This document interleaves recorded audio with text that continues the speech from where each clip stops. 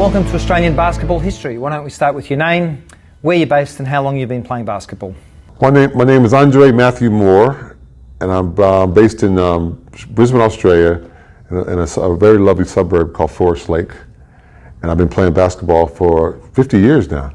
Andre, your nickname, or one of your nicknames, is A-Train. Okay to call you A-Train today?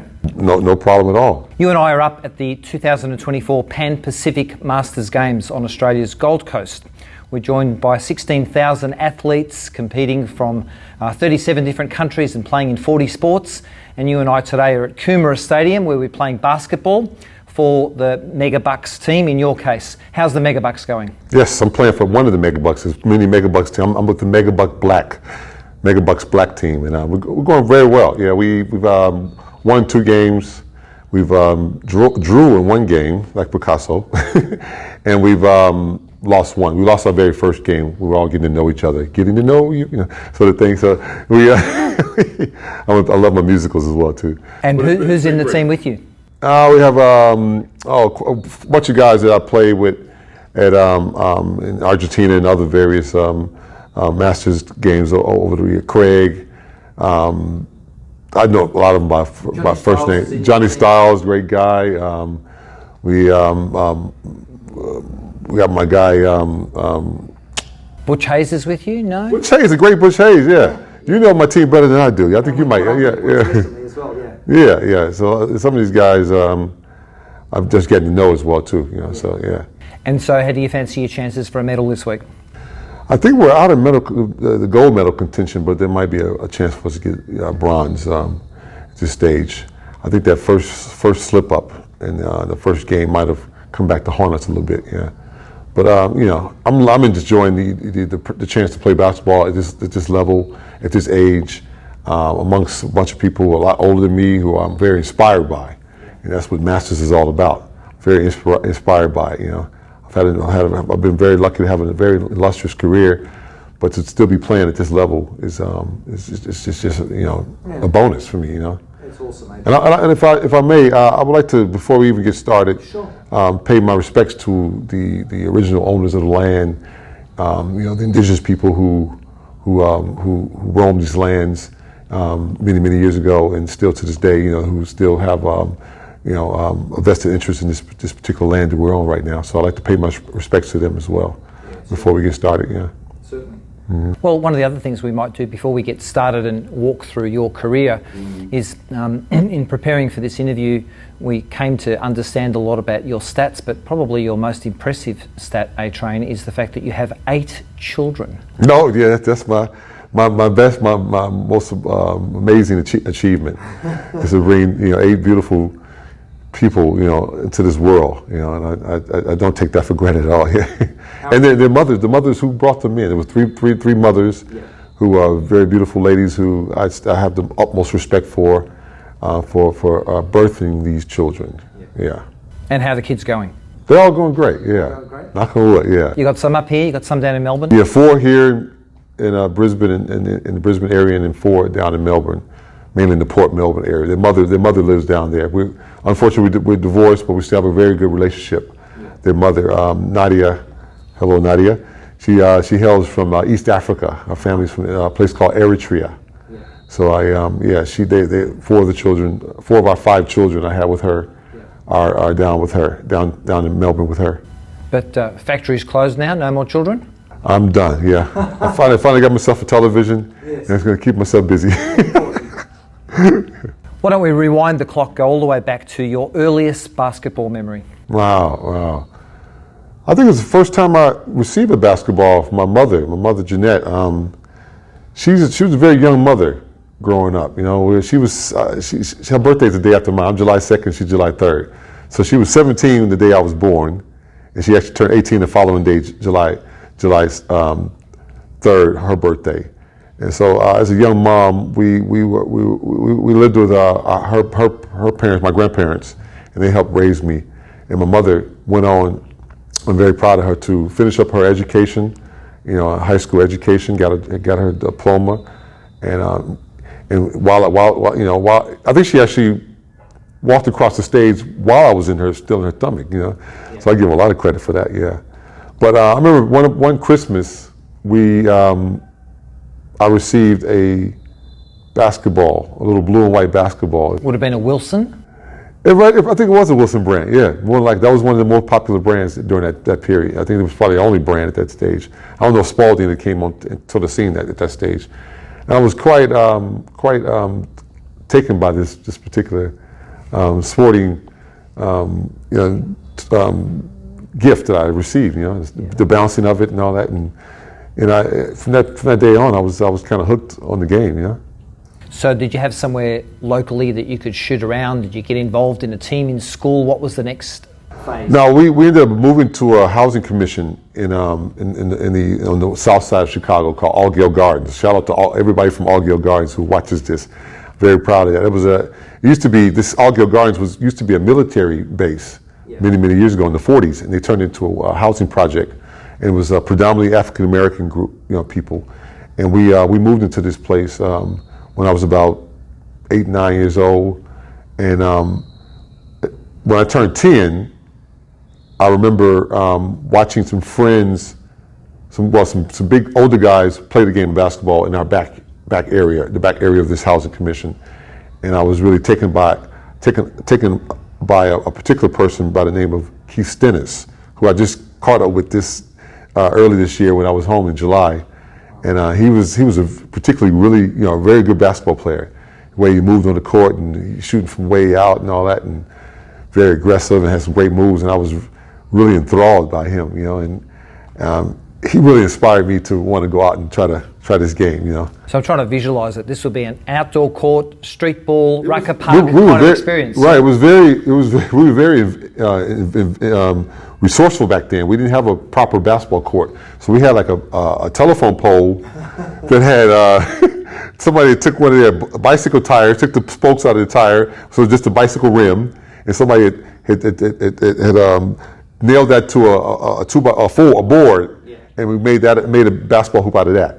So that was how innovative we were. When you didn't have a lot of money or whatever, you find ways to do things.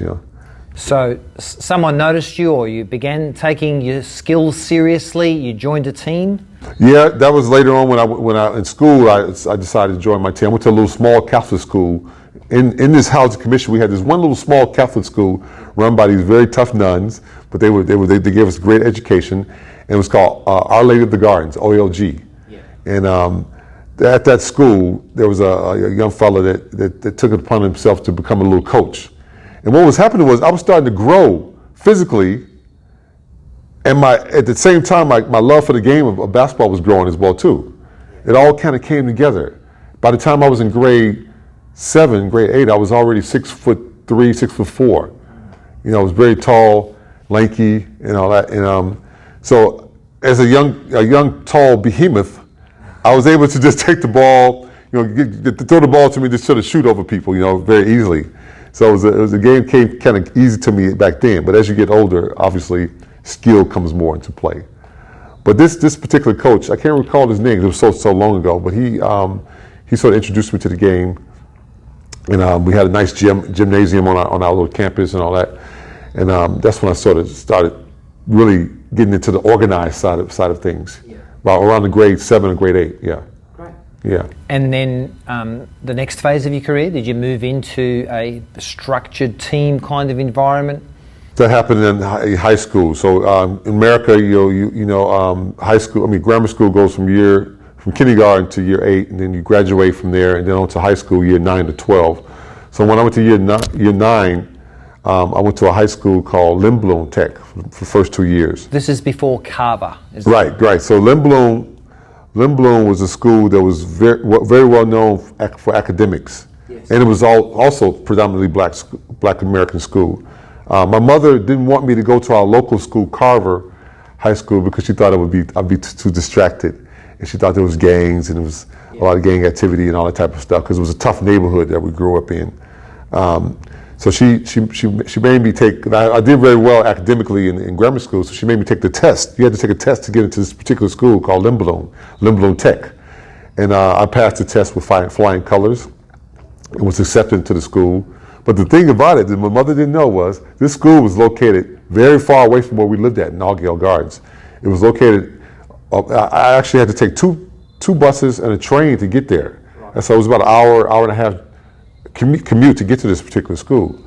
And as a result, she also didn't know that this school was located in a very bad neighborhood too. So you had this very prestigious school with kids in the area who were quite envious of because a lot of the students at this particular school were coming from busing in from different parts of Chicago, yeah. And a lot of these students' families were from very affluent families, you know, doctors, lawyers, politicians, and all that. But the local kids in that neighborhood, which was a fairly run-down neighborhood, weren't able to get into school. So there was fights and a lot of issues that we had to deal with, leaving and coming and going to the school from the local people in that neighborhood. And so was it the distance and the amount of travel that you had to do which ultimately led you to go to Carver? Exactly, that's what happened. Plus, I hooked up with one of my fellow, it was another very tall student at the school, and he and I weren't on the right page when it came to academics. We had the academic know-how, but we were wagging school. That's what I'm trying to get to. We were doing a lot of wagging. We had this freedom, I had this newfound freedom. You know, when I was at the grammar school, the little Catholic grammar school, it was a very tight, controlled sort of environment with these nuns and all that. You know, and I went through the Catholic sort of system and all that. But when I got to this other school that I had to travel to, this newfound freedom, I didn't handle it properly. So as a result, my grades went sort of awry. So I ended up transferring to the local school, and it was one of the best moves we ever made. And in 1992, you play in a significant classic kind of competition, and you don't get up, you don't win, but you're at Carver representing the school. Big tournament for you. Yes, that was what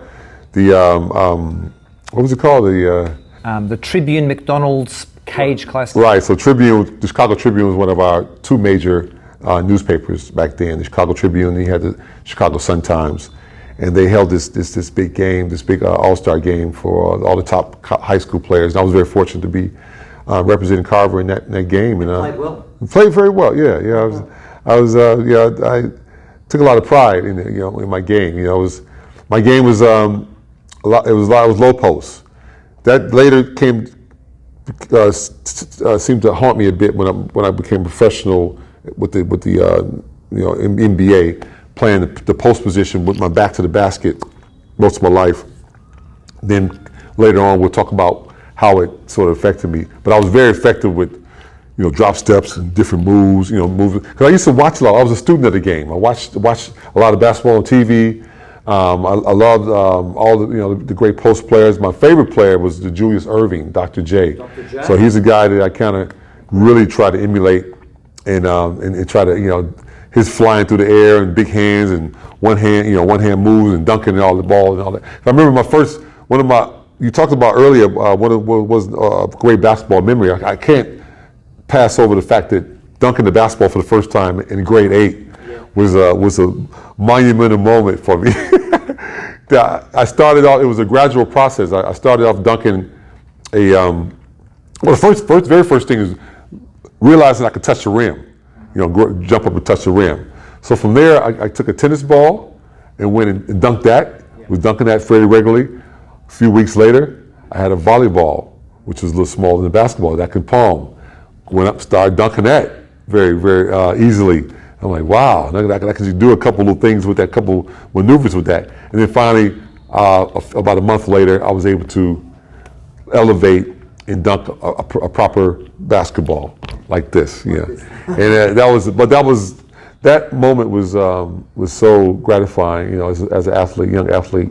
I mean, I often joke about that being the moment from my childhood that was most memorable compared to my first kiss. I'll take the dunk over that. Yeah. Okay. We won't talk about the first kiss though. Do you not want to talk about that today? Same year, 1982, you're named to the Illinois All-Star team, and you defeat Indiana's All-Stars in a game held in Indiana.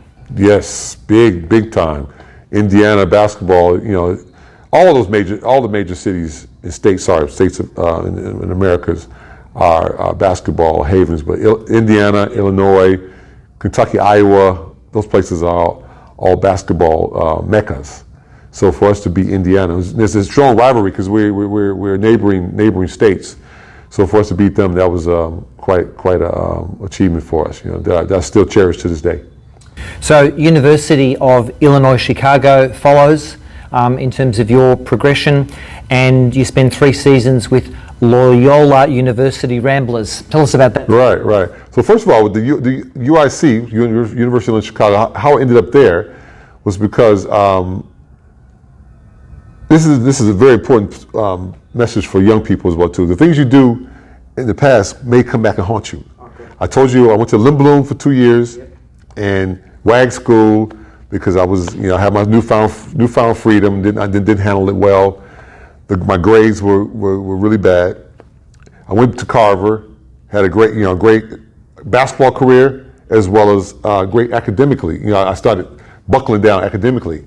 I did very well, but because I didn't do well at Lindblom, my overall accumulative GPA was below 2.0, which is what you need to be able to be accepted to a university. You have to have a 2.0, which is a C level. So I was right at 1.99 something. I was right there, and it came back to haunt me, because I was heavily recruited by a lot of colleges all across the country, coming out of high school. But again, you had to have a 2.0.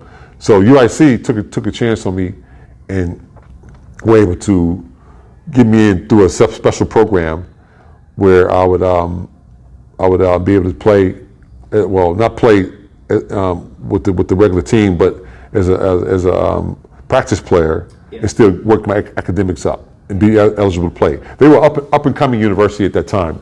They were coached by a guy by the name of Tom Myers, who was the son of a very famous basketball coach, Ray Myers, who coached DePaul University, which DePaul University produced guys like Terry Cummings, who went on to be a great pro. He went to my high school, Terry Cummings.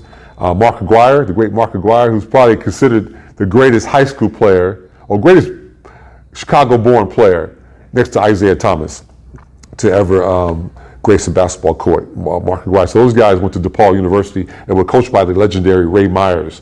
And Ray Myers' son, Tom Myers, ended up becoming the head coach of the UIC, the University of Illinois Chicago, and they recruited me to come there and play with the hopes of building their program up.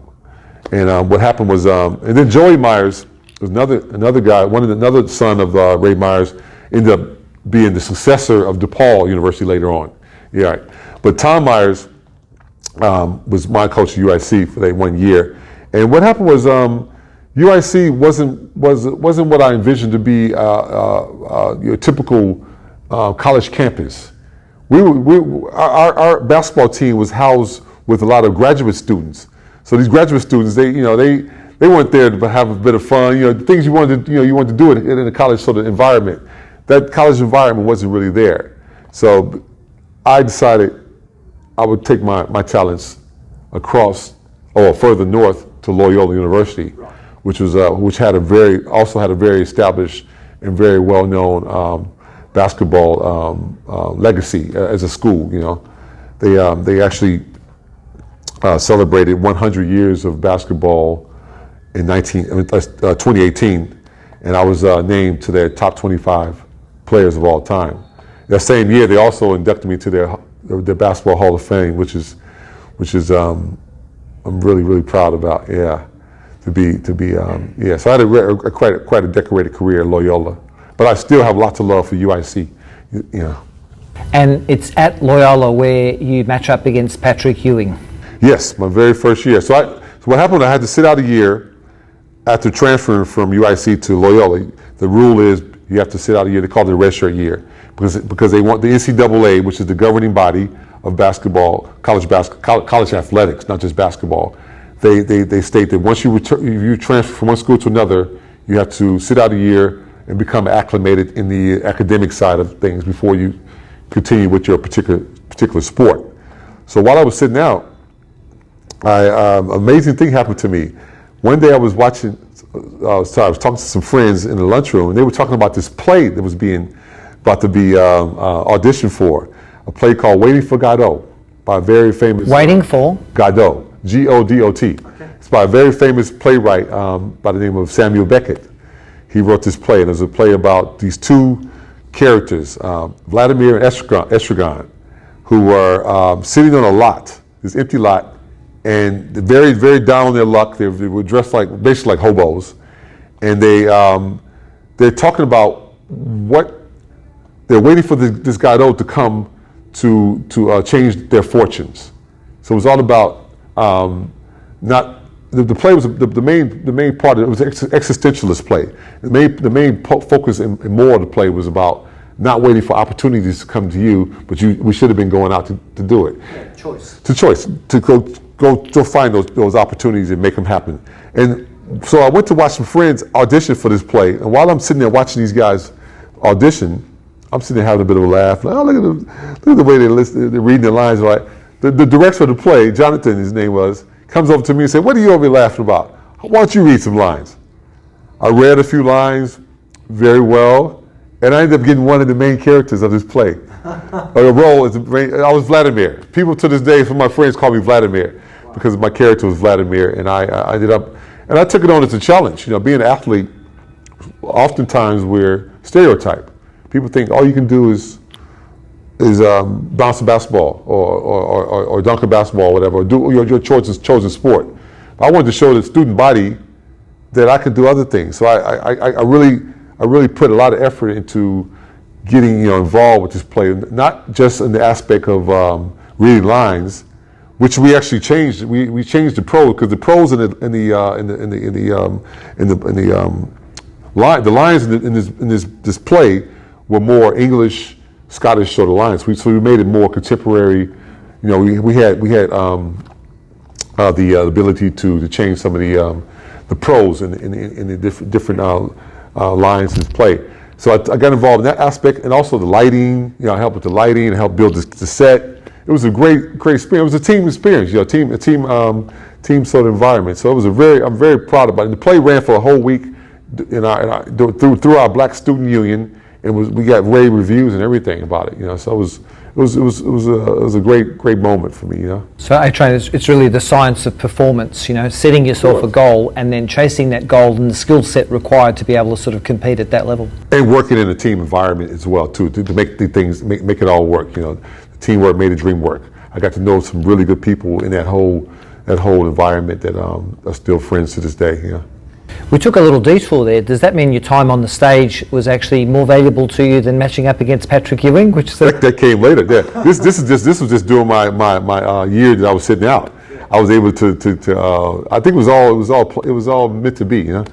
But later on, I started playing. My first year, the following year, things really took off because we had our chemistry as a team first of all, our team was made up of all Chicago guys, which was a great thing, because a lot of times a lot of universities will bring players from other parts of the country. We had players from different, not just Chicago guys, but public school system guys, which over here is like state school.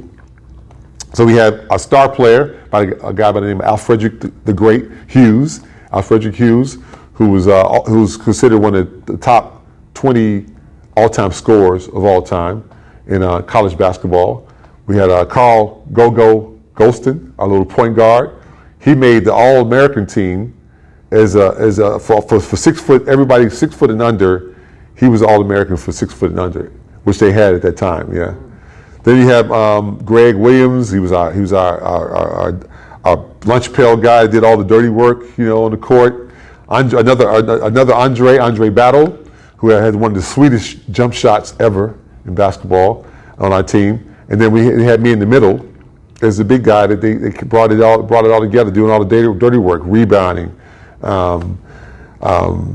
scoring down low, dunks, athleticism, all that. Solid team. Yeah, solid team. So we ended up going 26-7 that year in the NCAA and then went to the NCAA tournament and went to the Sweet 16, all the way to the Sweet 16, where we played Georgetown team led by the Hall of Famer Patrick Ewing. And Patrick Ewing, I had to match up against him. And the build up to that, leading up to that, was it was a frenzy of media attention that was placed on this, because they thought, wow, how's this first time college kid going to go up against this established, this guy was going to be the first pick in the draft that year, 1985. Yeah.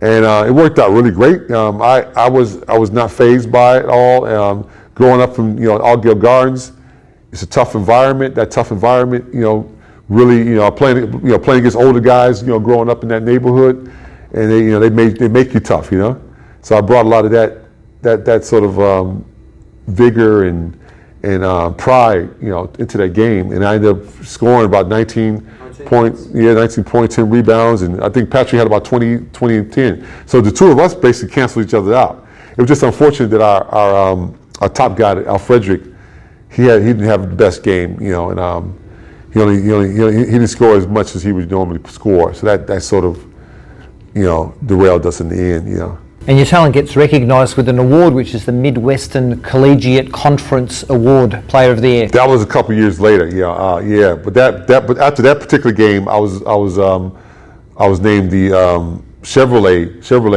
The big car company always had a national Player of the Match award for each team, and Patrick got it for his team, and I got it for my team.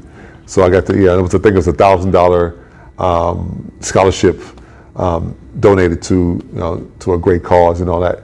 So I won that particular award for that particular game, which was, and then I got a lot of recognition from the professional level coaches and scouts and whatnot, because that game was televised nationally.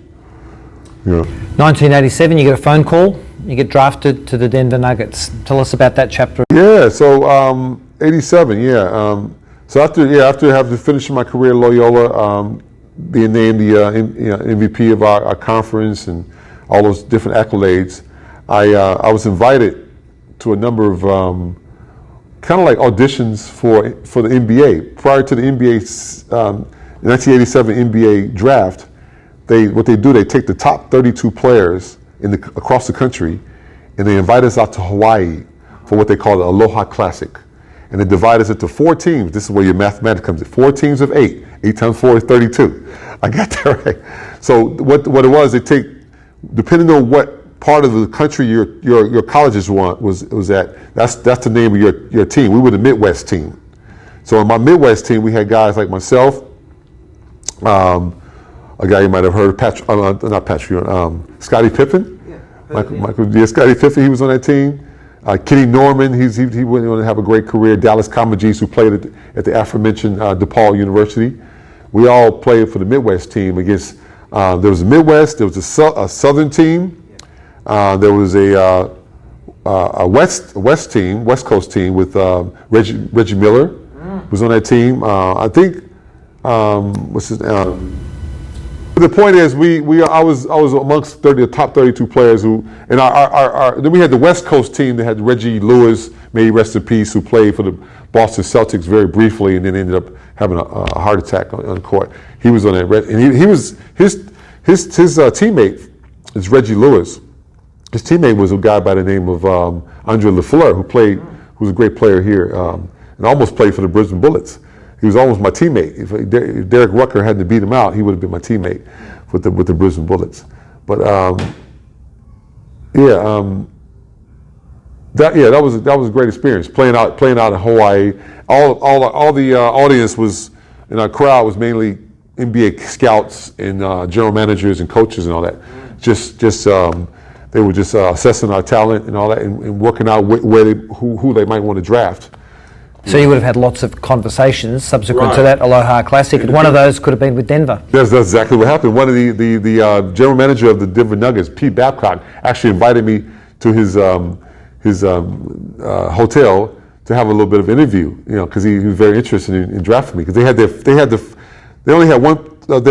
have a first round pick that year. They had a second round pick. That was going to be their first pick in the draft in the second round, which I ended up going the 31st pick in the draft that year with the Denver Nuggets, So when that happened, the actual draft happened a couple months later, I was actually on the West Coast. On the East Coast, and the draft usually takes place at the world famous where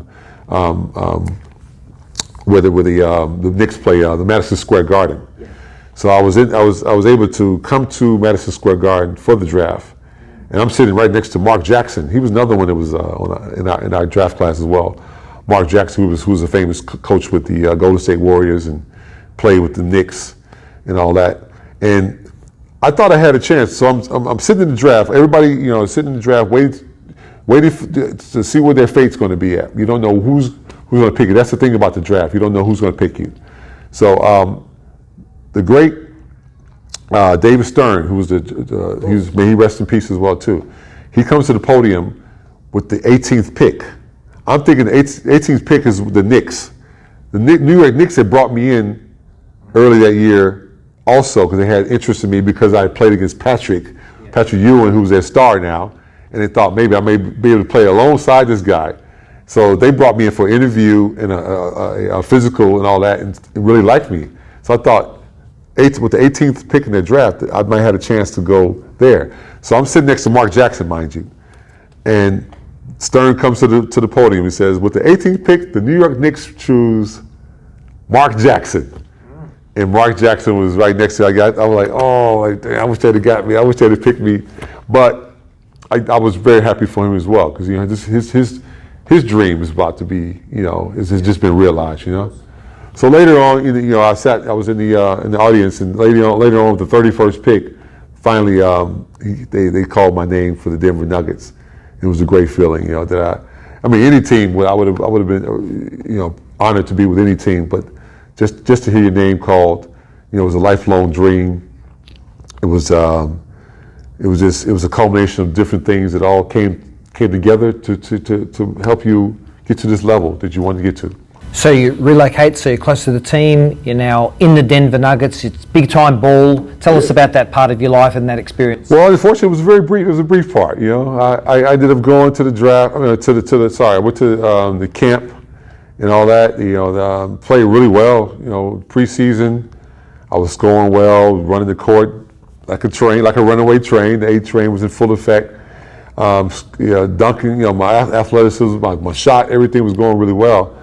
But Denver, along with a couple other teams, was one of those teams that had done very well the previous season. The way the NBA works, especially right then, if you had a great season, usually the team will lock a lot of those players up into long-term contracts. And a lot of those players that I competed against, the veteran players, and did very well against, they were locked into long-term contracts. It was loyalty thing because they did well the previous year. If I'd have got drafted maybe with the Clippers or one of the teams that they were bringing a lot of young players in, it might have been a different story. So that's where your fate and destiny can kind of go, different ways. So as a result, they ended up letting me go. They cut me from the team, but they did it in a very forlorn, very empathetic way, I guess you can say. Because usually at that level, that's high stakes professional basketball. It's usually pretty cutthroat. It's like, hey, here's your ticket. Thanks for coming. See you later. And sometimes it might even be like a big like a big cattle call sort of thing. They might bring 100 some players again. I've been involved with that sort of situation. 100 or so guys all trying out for 3 positions. They get their guys. They gather us all together. Guy has a big megaphone. The manager. Sorry, thank you guys for coming. Then he gives us our travel details, and you're off. But in this situation, the coaching staff really knew that I should have been on that team. They liked me.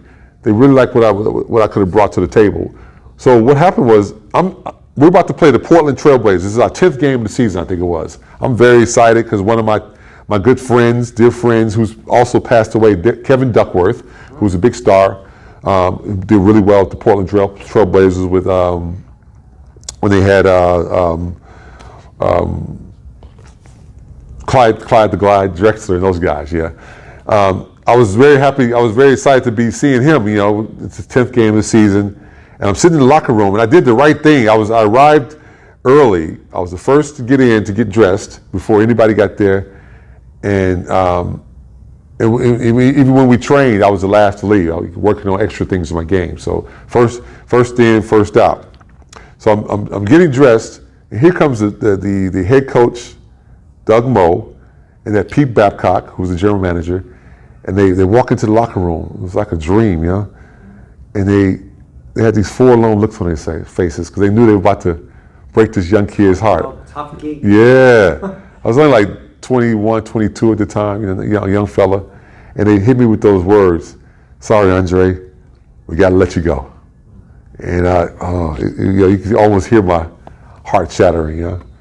And I thought, man, this is the end of my basketball career, the end of the line for me. I'm thinking that at the time, you know, as a 21-year-old. Here I'm 60 years old now, I'm still playing basketball in the Pan Pacific Masters games, you know. Well, one door closes and another one opens, and you get transferred to the Milwaukee Bucks. Right. So that's what happened after they let me go. But mind you, the Denver Nuggets still paid me out. They said, "We're going to still pay you out for the year. We're going to, you know." Those are good people. Yeah, because they knew, you know, it was a numbers thing. Yeah. I was much better. I don't want to sound too bitter now, but I was much better than a lot of guys that they kept. But I respect and I understand their loyalty and all that. But again, like you just said, the Denver Nuggets picked me up on the waivers, what they call the waivers, and brought me in. But I knew at this point that going to Milwaukee, which is very close to Chicago too, it's only like a 90-minute drive to Chicago. I knew that going into this situation, it was a temporary thing because they had a lot of veteran players as well. One of them being that Terry Cummings, who went to my high school, who was a big star, who were all hurt. They were all injured at the time. So they brought a lot of us young forwards in to sort of, you know, buy time until these guys came back. So we knew what we were getting into, you know.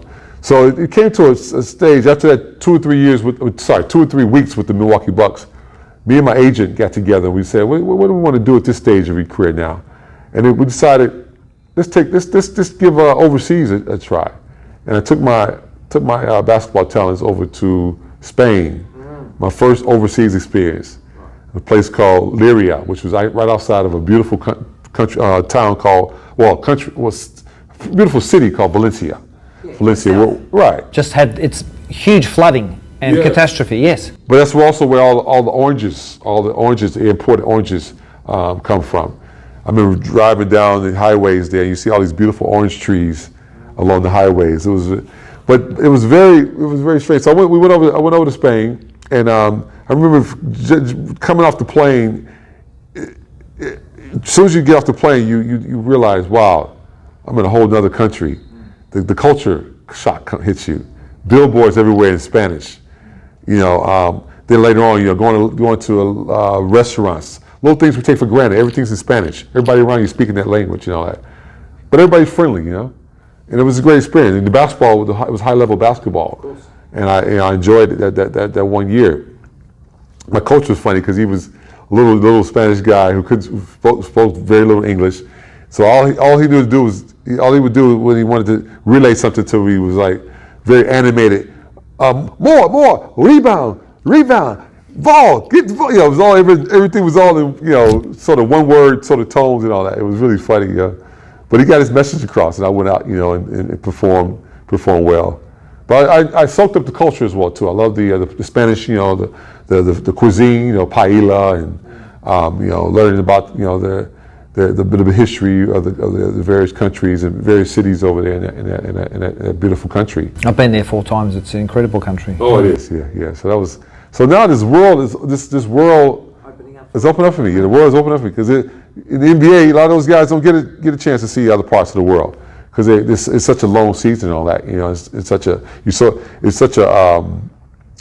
insular sort of society. You know, America, very insular. You only worry about what's going on in your own little part of, you know, the world. Did you come back to the States before going to France, or was it from Spain to France? A good question. I went back home, spent some time with family, and then I got a job over in France as well too. Parlez-vous français? No.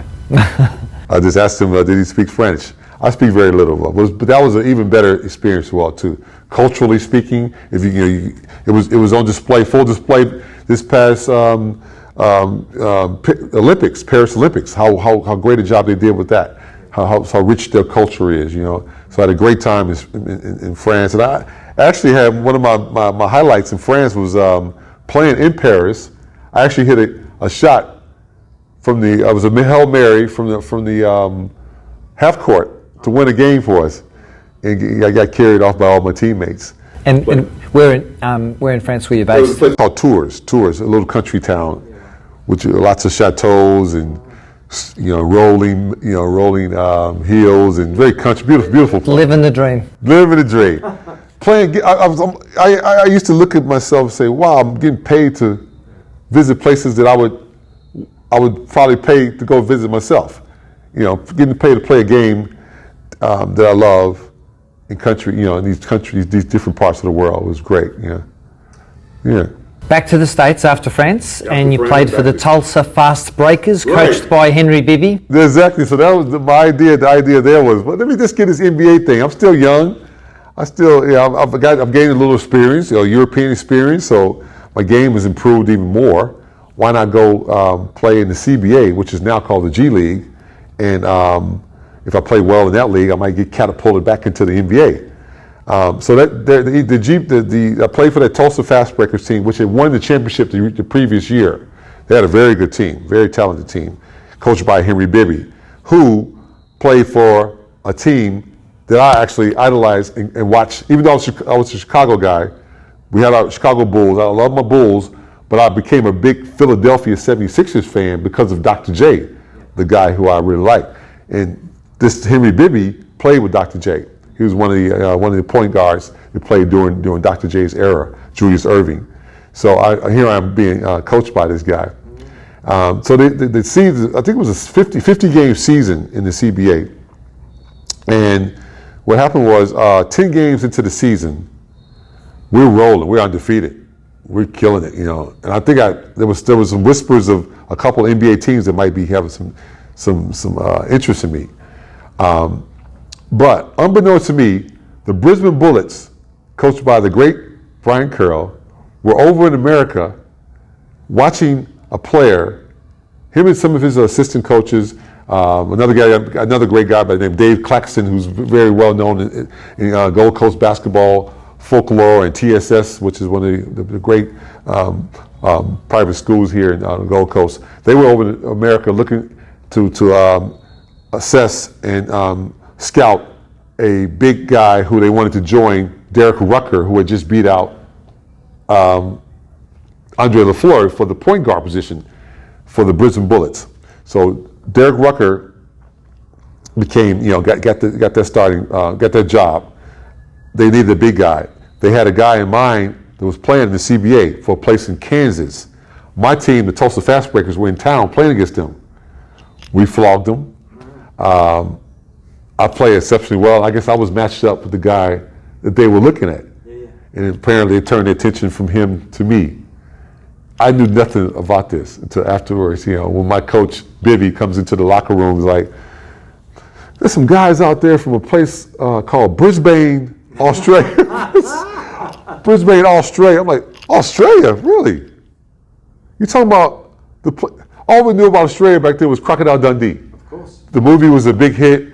He was charming. He was the whole big the night. That's not a nice. That's all we knew about the country. So that was my viewpoint of my viewpoint of what Australia was all about, and it was from the outback standpoint too. That's right. I'm thinking it was all outback. Kangaroos hopping around. Yeah, I'm thinking. Yeah, I'm like where. So I'm thinking to myself, where did they put the hoops at? Where this outback area? Right. Did they have? I had no idea about what. Except for Crocodile Dundee. So me being really into reading and all that, reading is my favorite pastime, like I said earlier to you. I went to my local library and got an atlas and research. I urge everybody who want to find out things, research it. Right now we got Google, which is amazing, which everybody can use to find things instantly. But back then I went to my library and got this atlas and looked up this place, Brisbane, and was quite impressed with the what I read and what I saw. The average temperature and the surrounding places like where we're here now, Gold Coast and Sunshine Coast. I was a bit mad that not mad, but disappointed that I just missed the World Expo was there. I read about a little bit about that and how that had sort of made Brisbane grew up after that World Expo, and I wish I'd have been able to experience that. But after doing that research and then having further conversations with Brian over the phone, I was quite happy to come over and give it a year and see how it goes. I signed a 1-year deal with the Bullets. This is 1990? 1990, yeah. January of 1990. I think it was the 14th of January. And you go all the way through to the finals against the Wildcats. We had a great year. We're playing with a guy by the great Leroy Loggins. They had been talking about him all, throughout the whole, when they were pitching the idea of me coming over, they always mentioned Leroy and Rucker. I knew Rucker had went to a really good program at Davidson High School, which produced the great Steph Curry, who changed the game. So Rucker was at Davidson way before Steph Curry. I think Curry, Davidson College is in North Carolina. It's in I think Charlotte, right outside of Charlotte. Who else is in the Bullets with you? Who's coaching the team? Who are the other players? Oh yeah, well, Brian was our coach. He was a great coach. Leaping Leroy. We have the great Robert Sibley, Greg Fox, who grew up playing basketball here on the Gold Coast. Paul Reese was my backup, who went on to have a great career in the NBL. Who's here this week? Pardon me? Who's around here? Is Paul Reese here? Oh, really? I got to catch up with Paul. That's great. Great to hear. He was a great guy. He was so relentless. We used to have these scrimmages, our first 5 versus our second 5, and he would just try his best. My talent was a bit cut above. He was younger as well too, so I was quite experienced. And we had Leroy and Derek and Greg and. We had some great players. We had Luke Ribbles on that team. Who else is Steve McLeod? We had some just really good players on that team. So we ended up going really far in the NBL that year. It was a very strong competition. We had about 16 teams. That was the 48-minute era. Rucker. Myself ended up being the top imports for that year. We went to the grand final and lost 2-1 to a very strong Perth side, led by Ricky Grace and James Crawford and a few other guys. Ricky Grace actually came into the league as well in 1990 with myself and Derek Rucker. So we were part of that second wave of great imports that came in. That first wave was guys like Cal Bruton and of course Leaping Leroy and James Crawford and all those guys. They all kind of brought the league to a high standard, and then we kind of took it to another level, playing in the big stadiums like the Brisbane Entertainment Center and all. This 1990 year with Brisbane Bullets represents really your peak performance as well. You're 27 points per game, something like 12 and a half rebounds. Yes, you're shooting 61+% from the field. You're incredible. I was very efficient. A very efficient year, but I give a lot of credit to my teammates who got the ball to me in the right places, and then if they didn't get the ball to me, I'm going to get the offensive rebounds. And try to put putbacks and all that. I think I ended up leading the league in offensive rebounds. I don't know if it was that year or a couple of years later, which I really take pride in, because you get 2 statistics for that. You get the rebound and you get a score. So you have to be very relentless to do that. Yeah. Do you have a favourite story, A-Train, from your time at the Brisbane Bullets? The main story I want to talk about is the Vince Hickey memorial story. Vince Hickey was a guy who in Brisbane really helped get basketball started, and he was very, very big in the community. I think he had one of the first sporting uniforms, make all the apparel and all that type of stuff. He was one of the first to really have a really big business doing that as well. The Brisbane Bullets, in his honor, started a memorial award. Is annually given to the player who exudes some of the same attributes of mainly the community side of things. And I ended up winning that award my first year after my first season. Rucker was the MVP, but this award was just as prestigious because it recognized you not only as a basketballer, but someone who gave a lot in the community. I didn't know the magnitude of the award. During that year, not only was I trying to produce on the basketball court, I made a pact for myself coming to Australia to make an impact. I made this pact to make an impact on the court and off the court. Ingratiate myself in the community, get to know people, particularly the people who are more underprivileged, women. The people that are most vulnerable in our society, our women, our elderly, and our youth. They're the people that I sort of champion their cause and try to help. So a lot of the things I did that year when I wasn't on the basketball court involved that, visiting hospitals. And the Brisbane Bullets, to their credit, were very big on that as well, because of Brian Curl. He was very big on, we did a lot of stuff in the community that, grassroots stuff, going to visit watch the little kids play on the weekend. Even after we've had a big game that weekend, we go out. To this day, I still enjoy going out and watching the little ones play, because you think about your youth, and you can kind of relate to what they're trying to achieve, whether they're the really, really young ones all the way up to the teenagers and all that. So I love that. So I did a lot of that type of stuff, and as a result, I won this award. So the MVP award that year, both the MVP award and this Vince Hickey Memorial Award had the same prizes, which were given by a very big fan of a big supporter of ours by the name of Victor DiPasquale, who started the Nanda Pasta, the Nanda Pasta empire. Yeah, the brand, all that. Yeah, he was a big fan. Victor was our number one fan. He was a little Italian guy, just lovely little guy. He used to bring us out to his beautiful home out there in near Boonville on the north side of Brisbane. And we would have dinner and all that, and he was really good. He always sat courtside, and so he sponsored this particular award for the MVP and for the Vince Hickey Memorial Award back then. And what it was is we got a trip for two to Hawaii, a gold watch, I got a bit of cash, this huge trophy, and those things are all great. So the MVP got it, and I got the same thing, the same award. That's how much they value this particular award. But those things were great. All those material things we got, the money and all that stuff was great. But what happened was, after winning it, I was approached by lots of different companies around Brisbane, organizations who wanted to align themselves with me, whether it be to do commercials or to be the face of different organizations, different companies around Brisbane. I decided to align myself with the Queensland Teachers Credit Union, which was based in the Valley, the Fortitude Valley at the time.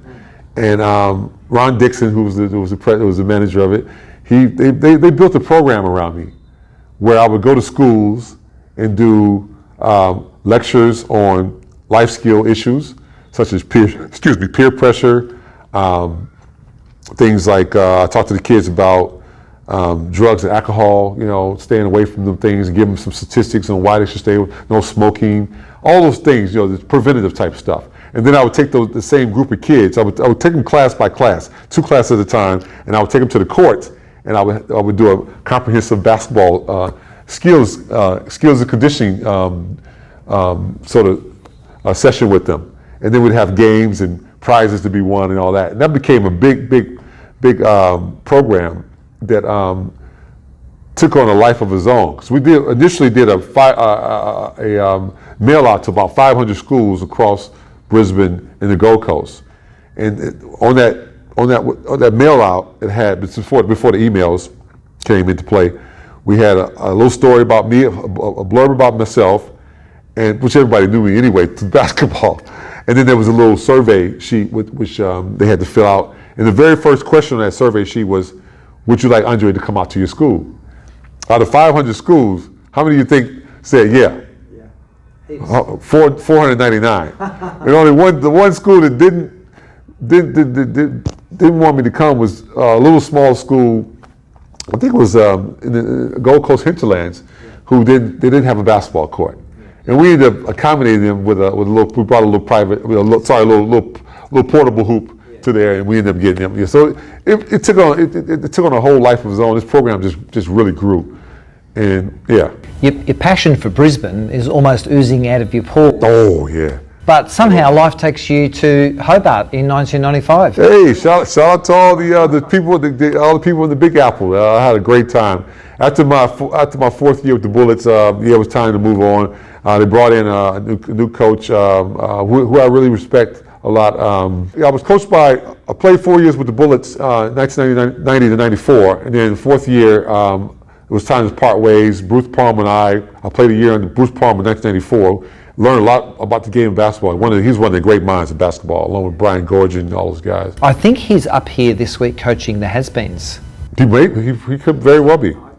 Parky mentioned to me that he might have some health challenges at the moment. Yes. He and Robert Sibley, my teammate Sibley, are going through. So the boys are giving him a bit of work to do. He's helping out the Has-Beens this week. Yeah, they got the right guy in there.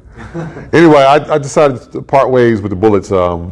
And it was a amicable, parting ways with the club that I have the utmost respect for, even to this day.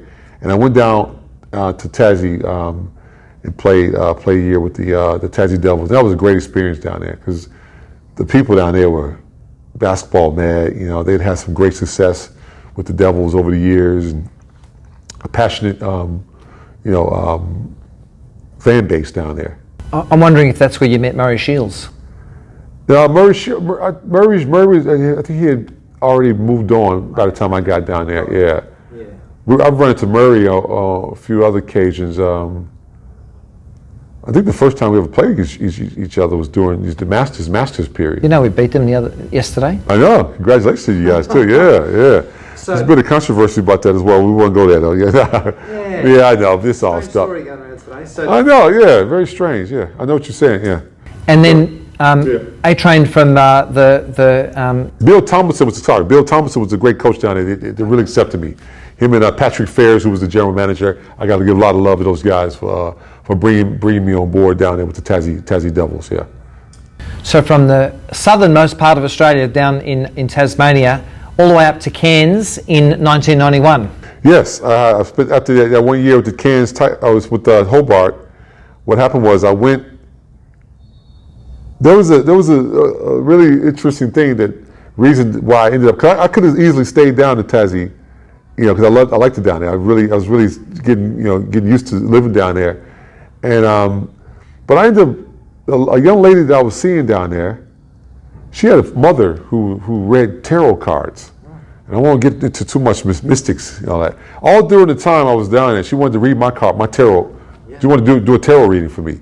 And I was like, no thank you. I finally gave in at the end of the year and did this card reading with her. And based on that reading, the cards recommended that I go back up to Brisbane to deal with, because I left a lot of loose strings, a lot of adverse situations that I kind of... Some unfinished business. Exactly, unfinished business that needed to be dealt with. Based on that card reading, it recommended I go back up there and do it and deal with those things. Mm-hmm. I listened to it. It might have been my own mindset as well too, but the cards I do give them credit. I went back up. Sure enough, a few weeks later, after being back in Brisbane, things started to come together. I started to tie loose ends together. Started to deal with things instead of running away from them. And it made me a stronger, better man as a result. And I met the mother of my 5 children, who changed my life as well too. She changed my life from a physical standpoint because she looked after me. Shout out to Nadia. I think she doesn't really realize that, but she was instrumental in really changing my life. By not only giving me 5 beautiful children, but just bringing some discipline into my life. Yeah. But what I was 3 years out of the league though. What happened was this is something shocking that happened. After my year in Tassie, I became a citizen in 1996, a proud citizen of this U.S. Of this Australian country.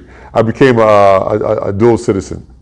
I got my citizenship because of 2 things. I thought I could prolong my career as a local, and also I like this country, love this country. I had kids born here. I had a life here. Might as well become a citizen. what comes up was really shocking. After becoming a citizen, some rule came out of nowhere that stated I had to wait 3 years to play as an Australian. Oh, goodness me. I don't know where this rule came from. It was the most, I was the only significant sort of, high-profile person who was going to be vying to play as an Australian. And so playing was tied not to residency, but starting date is when you get naturalised or when you get the citizenship. Exactly. Yeah, wow. But the rule came really suddenly. I should have got lawyered up and really fought the situation, but I didn't. But what I did, I ended up playing. Back when your back's against the wall, what do? You're either gonna have fight or flight. It's a fight or flight situation, yeah. So I decided to keep moving, fighting on. So I ended up playing 3 years in the state league, which is now NBL 1. I played my first year with the Toowoomba Mountaineers, coached by a great friend of mine, Pops Dickerson, Clarence Pops Dickerson, who runs the #1 live-in, live-out camp called Super Camp. It happens every January, and I've been working with that camp for the last 30-some years. I'll be working helping them out this January coming up in 2025. So shout out to Pops and his family. So I played a season with them at the Toowoomba Mountaineers, and had a really good season. I actually recorded only the second quadruple double in state league history. A guy named Aaron Honeyman had a quadruple double a few years before me. And that was in points, rebounds, blocks, and I think assists. Yeah. So that was one of my more memorable games throughout my whole career, to be able to record a quadruple double, because a triple double is what everybody sort of aspires for. So I played a year down in Tassie, and then I played a year. So I played a year in Toowoomba, during that dormant NBL years, and then I went and played for Brisbane when they were still called the Brisbane. Before they became the Capitals, they were the Brisbane Brewers. I think they were still the Brewers, and had a really good year with them. While playing with the Brewers, that second year in the state league, Rob Pop, the head coach for the Cairns Marlins, I had a really good game against them. He floated the idea of me possibly playing my third season before I become naturalized with the Cairns Marlins, which would lead into Cairns Taipans season. So that was a very attractive sort of offer to go up there, play a year with their very, very successful Cairns Marlins program. That's the program. They were so successful as the Marlins. That's what enabled them to be such a small market to get a team called the Taipans in there. And Rob Pop, along with a couple other people, were very instrumental in making that happen. So you spent a lot of time at the Snake Pit. Yes, Snake Pit on Moller Street there, in Cairns. So I went up to play a year, and we had a really good season. We went all the way to the finals with the state league with the Marlins, and then I became ended up becoming one of the inaugural players for the Taipans in 1999. What happened to your professional career after 2001? So played the two seasons. At this stage, I'm starting, as from professional level, I'm starting to, rethink. I'm still heavily involved. My program now mind you, the program that was called Keyway, which with the Queensland Teacher Credit Union, this program has now been morphed in what we call now the Andre Moore's Big Feet program. Yeah. Tell us about that. Right, Big Feet was all about healthy body, healthy mind. I called it Big Feet. I brainstormed with a friend. It was the same concept as the Keyway program, which was the Queensland Teachers Credit Union program. Same concept. Go to schools, communities, and do the talks, and then the basketball side of things. Big Feet. We called it Big Feet because I wear a size 18 shoe, but it's called FEAT. So I ask every young person or any person I deal with, what's your big feat in life? What do you want to accomplish? And that's where the program comes in and tries to help them with that. So that name became, quite, it was a play on words, homophone, that I was very proud to brainstorm with this friend of mine from America, and we came up with that name, and it stuck to this day. The Big Feet program, and that took off. They kept taking off, and I ended up taking it to while I was in Cairns, taking it to the Aboriginal communities up in the Cape York region, which is a real eye opener.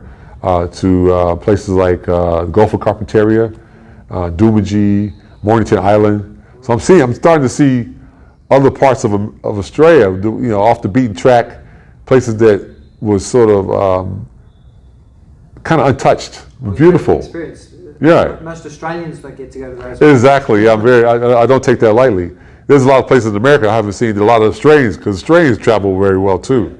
A lot of Australians have gone to places that I have never been to in America as well too. So it's a two-way street, yeah. And you guys get very well received when you go to America as well too. Just say g'day in a line. I know they love your accent. Somewhere later on. Exactly, yeah. So it's the same thing. We get a lot of love, from the Australian community, here. Andre, if we look back over the arc of your career, before we get to talk about masters and what you do when you're not playing basketball, right, but over your professional career, what is your pinnacle moment? Getting drafted, just the draft process to the NBA, because that was a lifelong, childhood goal. Even though from a stats perspective, you were playing at your peak when you joined Brisbane. I know, that was a life change as well too, but just that moment, of joining my peers, joining some of those peers at that level, and then being able to, as an offshoot of that, being able to get my mom out of the housing projects and buy her help her get a house that she still lives in to this day, using some of that the money that I've made over the years to help others, not just to get the gold or jewelry, things like that. Being able to help others. You're right. Best player you ever played with? Ooh, that's a tough one, man. I have to. Because there's Al Frederick in college. There's Leroy with the Bullets. They were both of those two, and then Alex English was with the Nuggets when the little time I was there. He's an all-timer, Hall of Famer. So Alex English. But I didn't play with him that long. So I'm going to have to lean towards Leaping Leroy. He was amazing. Best player on the court, off the court, yeah. Best player you played against?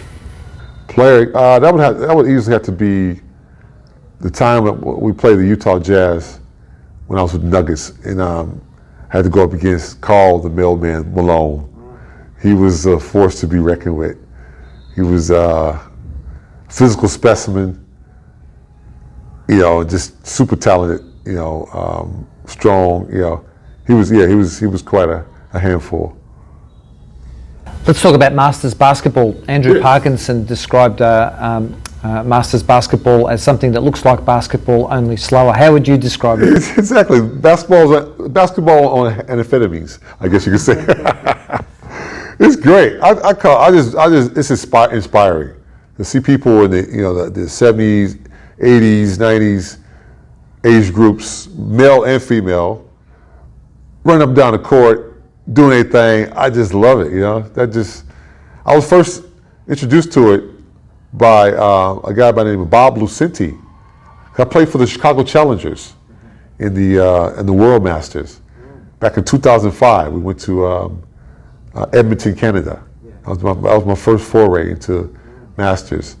And I played with some very talented guys that played NBA basketball. Mitchell Wiggins, who just passed away recently. He's the father of Andrew Wiggins, who plays for the Nuggets. May he rest in peace. He was a teammate of mine on those Masters teams in Canada. Mickey Johnson, who was a great Bulls player. I got to know him well. So I think even Michael Ray Richardson was on one of my teams as well too. He's one of all-time greats, of basketball. I remember playing Jerry Reynolds, Ice Reynolds. He was a teammate. So Masters introduced a whole nother world. It's a whole nother world of basketball, a way of prolonging your career, playing in your twilight years. People who might have never played at a professional level, who get to live out their dreams. We get to all rub bump shoulders. It's a social thing. It's well organized. They do a great job with this Pan Pacific thing. I got involved in the Pan Pacific games maybe almost close to 20 years ago. Maybe I've won multiple gold medals. A good friend of mine, Sidney Mines, who I played with him. I got to shout him out. He's from Alabama. I played on a few of my Masters teams with him over the years, and had some great memories. And now I'm with the Mega Bucks. Oh, I don't have my Mega Bucks stuff on. Playing with, being offered a position with the Mega Bucks has been a great thing, because I've admired both the Mega Bucks and Memphis Legends, and what they, I can see the camaraderie between all the players, during Masters over the years, And a gentleman by the name of Henry, who was supposed to play on this team. Henry de Voudefar. Yes, I'd like to shout him out and give him a big thank you, because he actually gave up his position for me to be able to have a position with this team, because I think he had some other things was on happening. But, our thoughts are with him, because he's got some real big knee challenges at the moment. Yeah. So Henry, thank you very much for opening this opportunity for me to play, and I'm going to give him a call and thank him personally about that as well too. Yeah. So we certainly love our tournament basketball, whether it's Aussie Masters or Pan-Pacific Masters games. In Victoria, of course, we've got lots of other regional and state tournaments as well, which don't seem to have really taken off in other parts of Australia. So what do we need to do to really progress and advance Masters basketball in Australia to a point where we've got 50s and 60s nights at most stadiums, and we've got conference finals that are all about Masters, or a National Masters Basketball League, or a Masters Basketball Week? What do we need to do to grow it, in your view? Oh, just keep spreading the word about it, and just just letting people know, just spreading the word all across the land about what's going on, like we're doing in this sort of forum right here, in this platform right here, and to let people know, you can, no matter what I'm 60 years old now. I don't even feel it. I feel great. I'm 60 and I'm still able to get out there, because I've looked after myself. I've had people that I've been with that help look after me as well too. But it's a great opportunity to get off the couch, get out there and play a game you love. The Masters here is all about not just basketball, but all different sports across the if we just keep spreading the word about it, and talking to your local government officials about how they can help spread that word as well too. Yeah, we certainly need some help from the basketball authorities to get structured and strategized, as we've seen in other countries around the world. That's right. Yeah. Tell me, A-Train, what do you do when you're not playing basketball? Oh wow, you probably can find me somewhere hanging out with my kids. My one child that lives with me, I have to speak about him. He's very special. Tariq, my boy Tariq, T-A-R-I-Q. Yeah, he's on the autism spectrum, and we picked up on. He's 19 years old now. He's about 6'5", long and lanky. He's a beautiful young man. He's full of spirit. We first picked up on his condition when he was about a year and a half old. We saw some quirky sort of behaviors happening with him, and movements and all that. And we immediately got him some early intervention help. And an organization called AEIOU for Children with Autism is I can't say enough about how much they helped with his early intervention.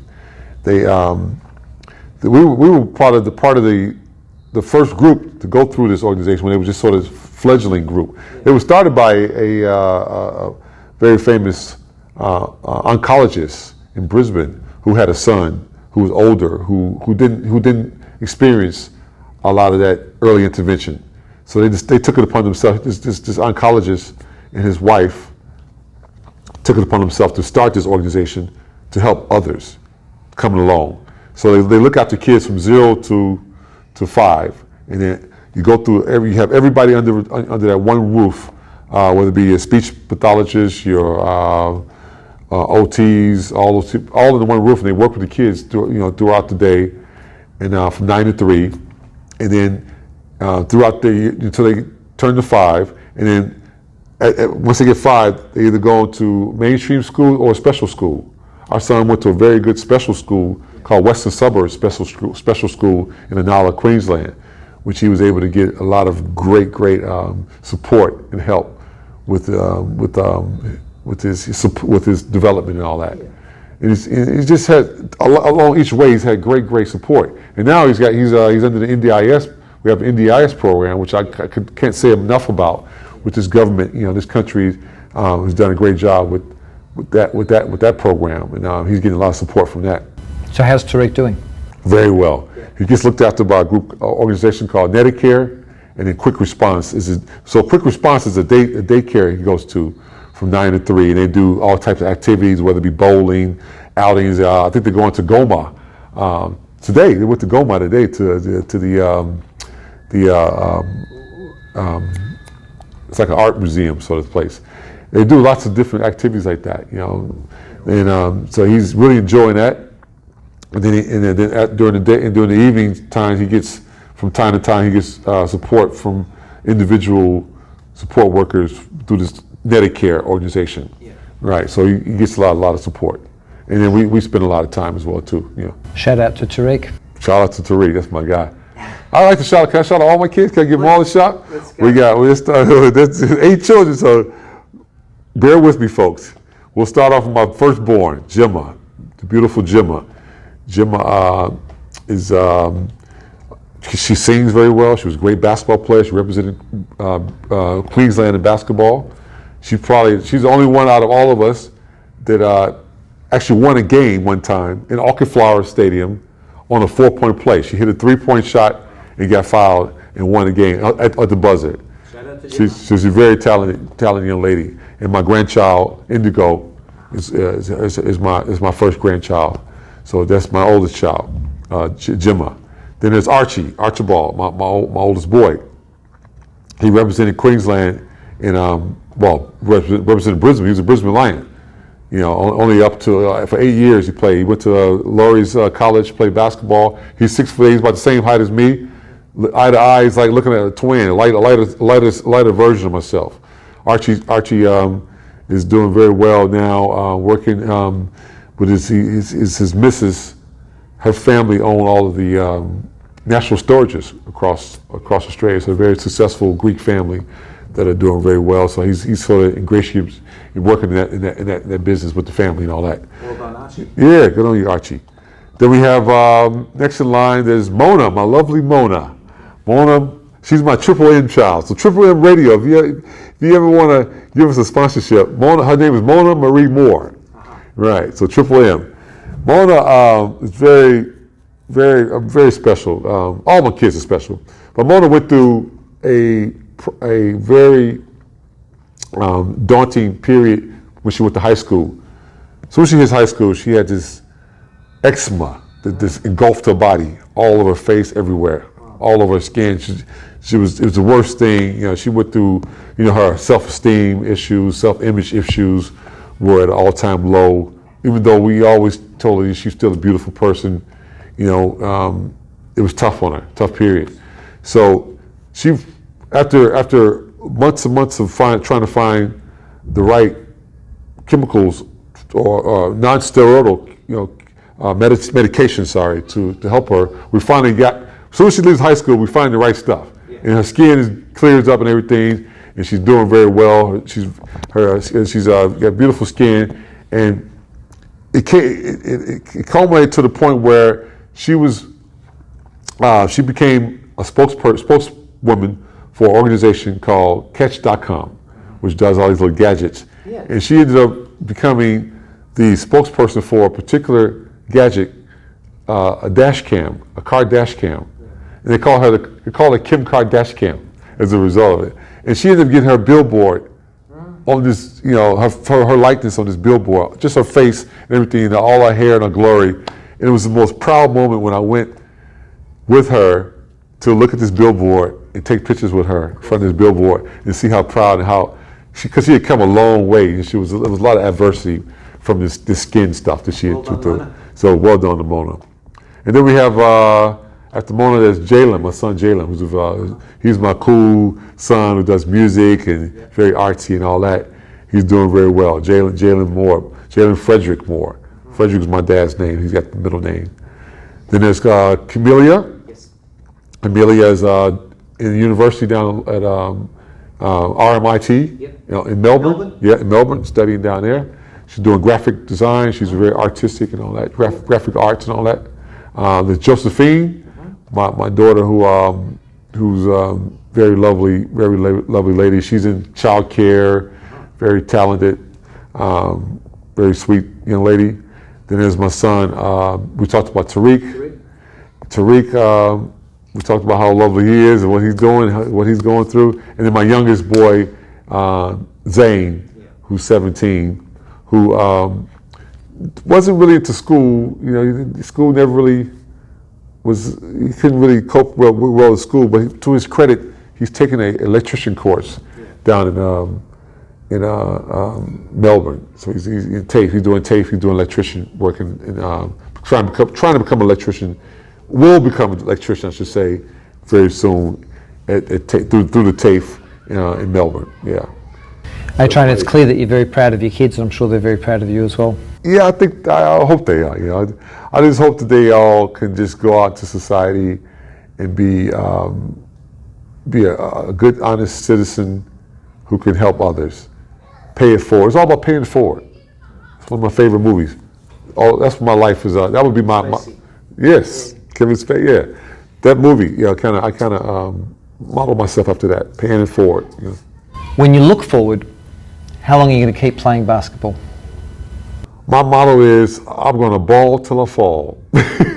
Keep playing till I can. I had a setback a couple of years ago. Snapped my Achilles playing in the Veterans Camp in Auchenflower, and that was quite daunting, but I got through it, and pushed back, and here I'm back playing. So I'm just going to keep going till I can't go no more. It's just love. It's just a love for the game. Exactly. Excuse me. This thing right here, not this one per se, but in general, this thing right here has been my passport to the world. It's opened up a lot of doors. Well, I'm going to get you to drop that and pick up a little artifact that you brought in today. We'll just do it carefully without ripping out the microphone. Yeah. I put together this collage. It's just a collage of different points in my career. Jessica and Rachel Cleese, it was like a school project they did years ago, and I was able to build on it. And a friend of mine from Ipswich picture framing, Jason. If you ever want to get your picture frame, he's the guy to go to. Ipswich picture framing. Put together this collage and made it. Put a nice frame around it. I'm very proud of some of these achievements. It's fun to look back on some of these achievements, and some of the things I was able to do here. I'm not sure if people can see, but in the bottom of the frame, A-Train's in yellow representing Australia, and that was a uniform in Argentina. Yes, that was earlier. What was that, earlier this year? No, that was last year. Oh, last year? It was only just like, that was a great honor. To go over to Argentina with FIMBA. Yeah. What FIMBA stands for? International Maxi Basketball. Maxi Basketball, Association. Basketball Association. Yeah, awesome. that was to wear 41, the great 41. And I give you a shout out too, because you got a number 41 there too. Yeah, I'm wearing number 41 at the moment. Usually wear 33 though. Oh, 33. That's Patrick Ewing. Yeah. It's also Larry Bird. Yes, exactly. Oh, 30. There's also Scottie Pippen. Yeah. Too. I'll get you to pass that back. Yes, that's. I'm very proud of that right there. Yeah, that was awesome. Some of those achievements there. Yeah. Hey, A-Train, it's been wonderful to spend some time with you this week, and I thank you for the time that you've put aside to tell us about your story and your journey through basketball. Go the Mega Bucks this week at the Pan Packs, and otherwise play hard. Yeah, I thank you very much for making me one of your subjects. I watched some of your other videos you've done, particularly with Andrew Parkinson. It was really well done. I'm very honored to be here, and I'm very honored to be part of the Pan Packs and still playing basketball. Love it, the game we all love.